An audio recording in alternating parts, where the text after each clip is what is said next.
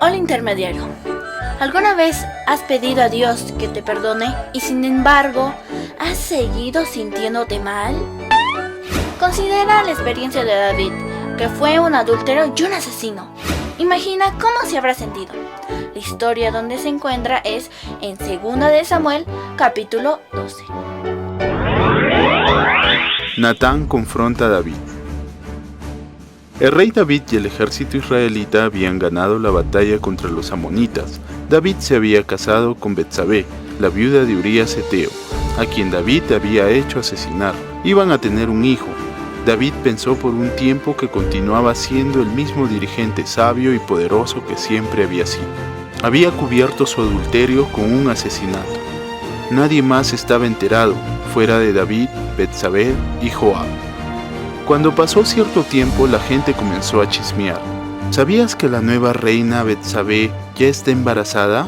Parece tan extraño que su esposo Urías haya sido enviado al lugar más peligroso del frente de la batalla. El intento realizado por David para cubrir su pecado había deshonrado a Dios, y él amaba demasiado a David para permitir que continuara por el mal camino. Así que envió un mensaje de reproche a David para captar su atención. Lo hizo por medio del profeta Natán. Era una misión peligrosa porque ponía al descubierto las malas acciones del rey. Pero Natán obró con sabiduría al comenzar con una historia que afectaría los sentimientos de David. Le habló de un hombre pobre que tenía una ovejita que había criado y que era casi como una hija para él. La dejaba comer en su mesa, bebía en su plato y hasta dormía en su cama. Pero un hombre rico y tacaño que no quiso matar uno de sus corderos para alimentar a un visitante, le quitó su ovejita, la mató, la cocinó y la sirvió a la hora de la comida con el visitante. Tal como Natán esperaba, David se enojó mucho a causa de la mala acción del hombre de la historia. Ese hombre rico debiera pagar con su propia vida, dijo David. Debería pagar 4 veces el valor de la oveja del hombre pobre. No tuvo misericordia. Natán miró a David directamente a los ojos. Tú eres ese hombre, le dijo, y a continuación le presentó el mensaje que venía de Dios.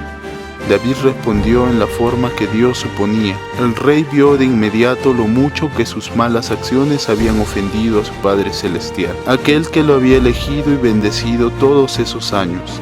Había dañado a Urías, a Betsabé, a Joab y a todo el pueblo de Israel. Pero lo más importante era que había ofendido a Dios. David estaba muy arrepentido y lamentaba lo que había hecho. David había dictado la sentencia contra el hombre de la historia, muerte por muerte. Pero Natán le aseguró que Dios lo había perdonado y que no moriría. Sin embargo, perdería al bebé que iba a nacer como resultado de su pecado. David quedó desconsolado, se afligió, ayunó, se quitó sus galas reales y se acostó en el suelo y pidió llorando a Dios que no hiciera morir a su hijito. Sus consejeros lo instaron rápidamente a levantarse para que comiera con ellos, pero el rey no quiso. El bebé murió. Los servidores temían comunicar la noticia a David. Si el rey había estado tan deprimido durante la enfermedad del bebé, podría cometer algún acto desesperado cuando descubriera que había muerto. David notó el comportamiento extraño de sus servidores y les preguntó si el bebé había muerto. Los servidores contestaron con vacilación que el bebé había fallecido. David pudo haber expresado su aflicción, pudo haberse sentido culpable por lo que había hecho a tanta gente, pero David conocía a Dios. Sabía que Dios lo había perdonado, le había salvado la vida y también le concedería las fuerzas necesarias para hacer frente a todos y seguir adelante. David se levantó, se bañó, se vistió con su ropa real y pidió que le sirvieran comida. El pecado de David dejaría resultados tristes que no desaparecerían, pero Dios lo había perdonado, lo bendijo a él y a Betsabé con otro bebé, Salomón, quien fue amado por Dios y fue el rey más sabio de todos los tiempos. Qué interesante la historia de David. Recuerda intermediario, el versículo de memoria se encuentra en Salmos 32:5.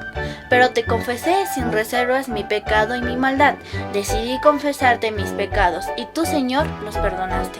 Qué hermoso versículo. Y recuerda el mensaje: porque Dios nos ha perdonado, también debemos perdonarnos a nosotros mismos y a los demás. Que tengas un feliz sábado y hasta la próxima.